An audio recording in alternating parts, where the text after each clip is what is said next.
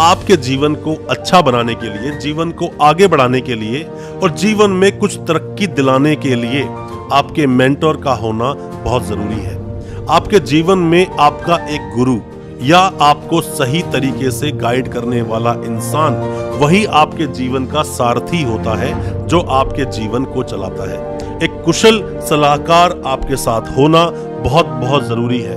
जब तक एक कुशल सलाहकार नहीं होगा तब तक आप जीवन की हर लड़ाई हारोगे। दोस्तों, किसी भी बेअक्ल इंसान को चलाना या उसको अपने अनुसार कठपुतली की तरह चलाना बड़ा आसान हो जाता है उन लोगों के लिए जो अपने आप को हमेशा से ऊपर रखना चाहते हैं।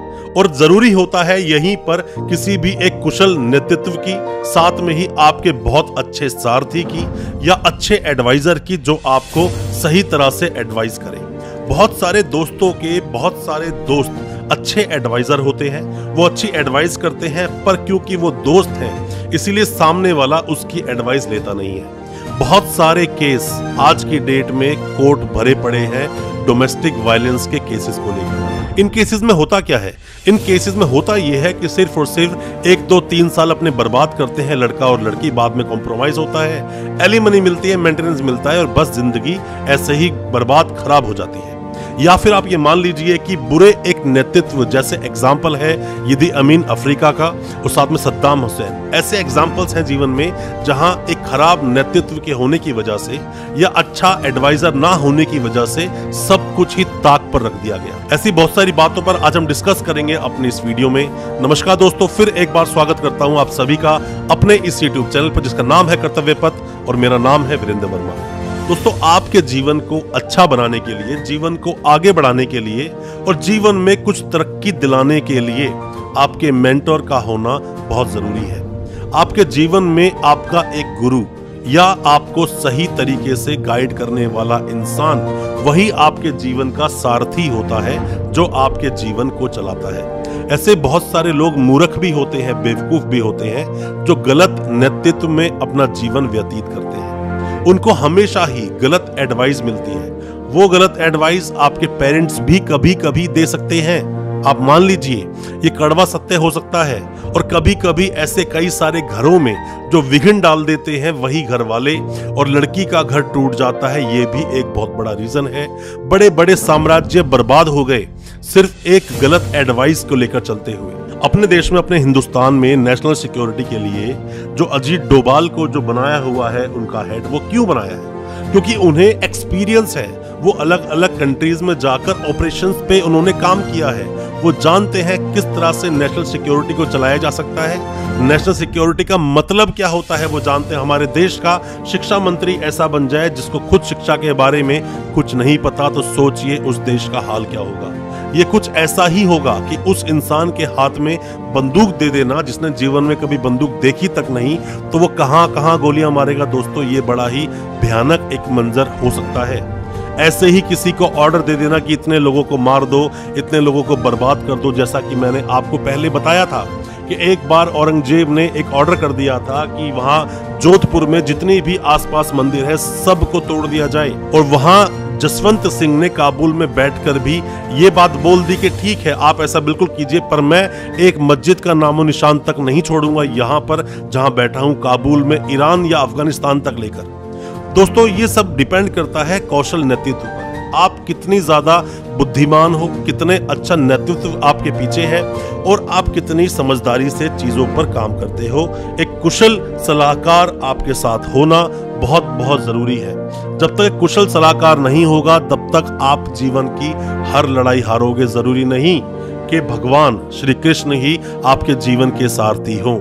वो सारथी कोई भी हो सकता है। जब महात्मा गौतम बुद्ध जब जगह जगह घूम रहे थे उस सत्य के लिए कि सत्य कहाँ है, भगवान कहाँ है, कहाँ वो चीज है, तो एक छोटी सी लड़की ने उन्हें आकर बोला कि जिसको आप यहाँ वहां ढूंढ रहे हो वो तो आपके अंदर ही है। तो दोस्तों, जरूरी नहीं जिन चीजों को आप जगह जगह ढूंढोगे वो चीजें ढूंढने से आपको मिल ही जाए। हो सकता है खुद आपको उस चीज पर काम करना पड़ जाए। आप सभी को मैं एक एडवाइस देना चाहूंगा। आप में से जो भी कोई इंसान परेशान रहता है, सोचता है बहुत ज्यादा और उसको अपना वो टारगेट क्लियर नहीं हो रहा, उसे करना क्या है, क्योंकि आप अगर इंसान बने हो तो कोई ना कोई बड़ा ऐसा कार्य जरूर रहा होगा जिसके लिए आपको भेजा गया। आप सुबह ध्यान लगाना शुरू कीजिए। ध्यान लगाओगे, ध्यान की शक्ति बहुत बड़ी शक्ति होती है दोस्तों। जितने भी बड़े महापुरुष रहे हैं या जितने भी आज की डेट में भी महान पुरुष हैं, वो सभी ध्यान लगाते हैं। ध्यान लगाना बहुत जरूरी है। ध्यान आप किसी भी उस शक्ति का लगा सकते हैं, किसी भी अपने ईष्ट का लगा सकते हैं, किसी भी अंधकार का लगा सकते हैं, एक ओंकार का लगा सकते हैं। ध्यान जरूर लगाइए। ध्यान लगाने से आपके सोचने समझने की शक्ति बढ़ेगी, और सोचने समझने की जब शक्ति बढ़ती है, इंसान बुद्धिमान बनता है। दोस्तों, पढ़ाई लिखाई से बुद्धिमानी नहीं आती। बुद्धिमानी आती है बुद्धिमान जैसे कार्य करने से, बुद्धिमान डिसीजन लेने से। जब तक आप बुद्धिमान अपने आप को नहीं बनाएंगे, तब तक जीवन की हर लड़ाई को आप हारेंगे। दोस्तों, जैसा कि अपनी हर वीडियो में मैं कोई ना कोई मैसेज देने की कोशिश करता हूं और एक एग्जाम्पल से देने की कोशिश करता हूं, तो आपके जीवन में जैसा मैंने बताया कि एक अच्छा मेंटर होना बहुत जरूरी है, अच्छा सारथी होना बहुत जरूरी है। जब युद्ध हुआ महाभारत का, उस वक्त सारथी का बहुत बड़ा रोल था दोस्तों। उन सारथियों में से श्री कृष्ण जो सारथी बने अर्जुन के, और वहीं दूसरी ओर शल्य सारथी बने कर्ण के। दोनों में जब युद्ध हुआ, जब युद्ध चल रहा था, कई बार ऐसा होता है कि हम अपने उस मेंटोर की या जिसकी हमें सलाह लेनी चाहिए, सलाहकार की सलाह जब हम नहीं मानते हैं, तो हमें मुंह की खानी पड़ती है। दोस्तों, जब कर्ण ने सर्प मुख बाण जब चलाने की कोशिश की, जब चलाने के लिए अपना बाण अपने धनुष पर लगाया, तो तभी कर्ण से शल्य ने कहा कि कर्ण, अपने बाण को सही तरह से साधो, अपने निशाने को देखो, आप कहां बाण चला रहे हो। पर कर्ण ने उनकी बात नहीं सुनी, उन्होंने तीर चला दिया। शल्य हो सकता है कि पहले भांप चुके थे कि क्या होने वाला है या क्या अभी अगली इनकी रणनीति होने वाली है। पहले के जो सारथी होते, शल्य एक बहुत बड़ा सारथी था दोस्तों, और जो पहले के जो सारथी हुआ करते थे, वो युद्ध को पूर्ण रूप से जानते थे। जैसे ही सर्प मुख बाण चलाया कर्ण ने, वो बाण चलते ही वो एक बाण अर्जुन को मार सकता था आसानी से। उतने में ही श्री कृष्ण उस रथ को थोड़ा नीचे कर देते हैं, और जो बाण होता है वो चूक जाता है।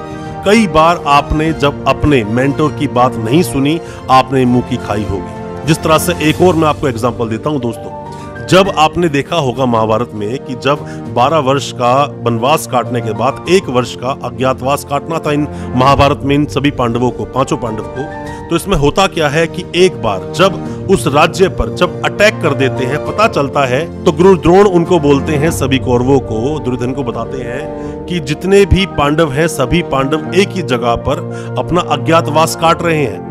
उस अज्ञातवास को काटने को भंग करने के लिए सबसे आसान ये है कि कोई भी क्षत्रिय, कोई भी जो बड़ा एक योद्धा होगा, गाय की चोरी को बर्दाश्त नहीं करेगा। आप जाओ उस राज्य पे अटैक करो, सभी गाय को वहां से छीन लो उन लोगों से, तो वहां ये होने से अर्जुन बाहर निकल के जरूर आएगा और अज्ञातवास टूट जाएगा। दोस्तों, एक कुशल सलाहकार, इसमें सबसे बुद्धिमान थे युधिष्ठिर, और साथ में ही उस राज्य के जो राजा थे, उस दिन कहीं बाहर गए थे किसी काम से, और जैसे ही अटैक होता है, अटैक होने के बाद में जब वहां पर आकर मंत्री वगैरह बताते हैं उनको आकर कि अपने राज्य में अटैक करने के बाद में, यहाँ पर धावा बोलने के बाद में छीन कर ले गए हैं गायों को, सभी को, और वो लोग सभी कौरव थे और लेकर अभी ज्यादा दूर नहीं गए हैं, आपको युद्ध करना होगा। तो जो उनका बेटा होता है वो कहता है ठीक है मैं युद्ध करूंगा। तो द्रौपदी के कहने पर ही जो अर्जुन होता है, जो वहां पर विरंबला का एक रोल प्ले करता है, वहां पर जो सिखाता था, उनको नृत्य गाना सिखाया करता था, उनकी सिस्टर को, जो ये युवराज थे, तो उनके साथ जाते हैं। और जाने के बाद में जब देखते हैं कि वहां कौरवों की बहुत बड़ी सेना खड़ी है, तो जो उनका बेटा होता है, जो राज्य में जहां पर अज्ञातवास काट रहे थे, वो भाग खड़ा होता है। तो पकड़ कर लाता है अर्जुन और बोलता है तुम कुछ मत करना, सिर्फ तुम बाण चलाने की एक्टिंग करना, बाकी पूरा युद्ध मैं देख लूंगा। उन पर वो हंसता है तो अपना रथ मोड़कर वो उस पेड़ पर जाते हैं जो बरगद का पेड़ था, जिसमें उन्होंने सारे अपने अस्त्र शस्त्र रखे थे। और उन्होंने उस वक्त हाथ जोड़कर ये कहा था कि आप सभी मेरा इंतजार करना 1 साल का। मैं आप सभी को हाथ जोड़कर आज 1 साल के लिए विदा लेता हूं, और मैं ये वादा करता हूं कि जिस दिन मैं दोबारा जब आपको यहां से निकालूंगा, तो गंगा स्नान कराने के बाद मैं फिर से आपको शुद्ध करूंगा, ताकि आप सब मेरा उस युद्ध में पूर्ण तरीके से सहयोग दे सकें। तो जब जाता है कर्ण तो जैसे ही उनको निकालने की कोशिश करता है तो अर्जुन के सभी अस्त्र शस्त्र और ऊंचे हो जाते हैं, वो उसमें निकाल नहीं पाता। जब जब कोशिश करता है और ऊंचे हो जाते हैं। इतने में याद आती है अर्जुन को अपनी वही बात कि मैंने एक वादा किया था कि मैं अस्त्र शस्त्र जब भी उठाऊंगा उस युद्ध में उठाऊंगा जिसमें जरूरत होगी और गंगा स्नान करने के बाद ही इनमें शक्ति आएगी। तो वो फिर से हाथ जोड़ते हैं और वो कहते हैं कि सभी अस्त्र शस्त्र मेरे सामने आए और मेरा वादा है कि मैं जब तक गंगा स्नान नहीं कराऊंगा तब तक आपका प्रयोग नहीं करूंगा। वो दिव्य अस्त्र थे सारे। तो जैसे ही वो सामने आते हैं सब बाण, सब उनका जो गांडीव उनके हाथ में अर्जुन के आता है, वहीं वो तीर चलाते हैं। गंगा वहां से उत्पन्न होती है, बाण गंगा का भी नाम उससे बाद में दिया गया, और वहां से उसको स्नान कराते हैं। फिर उस युद्ध में जाते हैं, युद्ध में लड़ते हैं और जैसे ही पहला बाण चलता है, चलते ही गुरु द्रोण बोलते हैं कि ये अर्जुन है, अर्जुन है। इसका अज्ञातवास भंग हो गया है। इसका जो अज्ञातवास है वो 14 के दिन खत्म होगा, पर आज छठ है, 8 दिन पहले ही अज्ञातवास हमने तोड़ दिया है, जाकर इसको बोलो। और वो ये भी बोलते हैं कि देखना अगला जो बाढ़ आएगा पितामह भीष्म के चरणों में आएगा। और ऐसा ही होता है, युद्ध होता है, सब भाग खड़े होते हैं, और भाग खड़े होते हैं तो गुरु द्रोण को पकड़ लेते हैं। ये वहीं पर अर्जुन पकड़ लेता है और बोलता है कि गुरु द्रोण तुम्हें नहीं जाने दूंगा, क्योंकि तुम्हें पता है कि मैं अर्जुन हूं, बाकी सब तो इस चीज को सिद्ध नहीं कर पाएंगे। और आपको झूठ बोलना होगा कि नहीं वो अर्जुन नहीं था। वो बोलता है नहीं मैं झूठ नहीं बोल पाऊंगा, तो बोलता है मैं आपको यही मार दूंगा। तो उसमें जान बचाने के लिए गुरु द्रोण बोलते हैं ठीक है मैं झूठ बोलूंगा। और ये पांचों भाई पांडव जब जाते हैं कौरवों के उस राज दरबार में कि हमारा वनवास और अज्ञातवास खत्म हुआ, गुरु द्रोण से ही कंफर्म किया जाता है कि अज्ञातवास तो भंग हो गया, आपने कहा था कि ये वही पांडव हैं और ये अर्जुन है जो बाण चला रहा है। तो वहां पर गुरु द्रोण बोलते हैं कि नहीं ये अर्जुन नहीं था, मैंने उस वक्त मैंने कैसे बोला पर ऐसा नहीं था। 14 पर इनका अज्ञातवास खत्म हुआ और इनका वनवास भी खत्म हुआ। ये स्टोरी आपको बताती है कहां आप जोश में आकर, गुस्से में आकर एकदम से भूल जाते हो, क्या गलती से आपकी जिंदगी बर्बाद हो सकती है।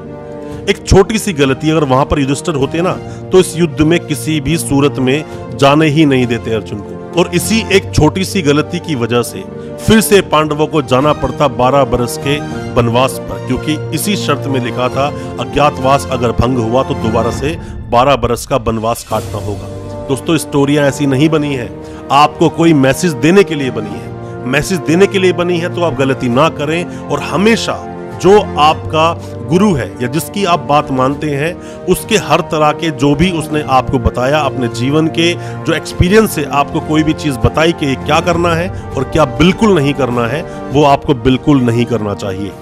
अब दोस्तों तय आपको करना है कि आपको जो अपना सारथी चाहिए वो श्री कृष्ण जैसा चाहिए, जो आपको हमेशा लड़ने के लिए प्रोत्साहित करे और आपको धर्म युद्ध के लिए कहे, और साथ में जीवन को आगे कैसे बढ़ाना है, कैसे आप सक्सेस की सीढ़ी तक पहुंचेंगे वो सब जानना है। या फिर शकुनी जैसा चाहिए जो हमेशा गलत ही आपको एडवाइस करे। शकुनी की भी पीछे मंशा क्या थी उस पर मैंने वीडियो बनाई है, आप वीडियो को देखेंगे बहुत अच्छे से आप जान पाएंगे। आपका दोस्तों एडवाइजर कैसा है, सलाहकार कैसा है, सब इस पर निर्भर करता है। दोस्तों अच्छा लगा आज का हमारा वीडियो, हमारे चैनल को अभी सब्सक्राइब करें, साथ में लगा बेल आइकन जरूर दबा दें ताकि इसी तरह की मोटिवेशनल वीडियोस हम आपके लेकर आ सकें। और अच्छा लगे आज का वीडियो, हमारी वीडियो को ज्यादा से ज्यादा अपने दोस्तों परिजन परिवार में शेयर करें ताकि हमें इसी तरह से प्रोत्साहन मिलता रहे और हम आपके लिए मोटिवेशनल वीडियोस लाते रहें। बहुत बहुत शुक्रिया दोस्तों, धन्यवाद हमारे इस वीडियो के साथ बने रहने के लिए।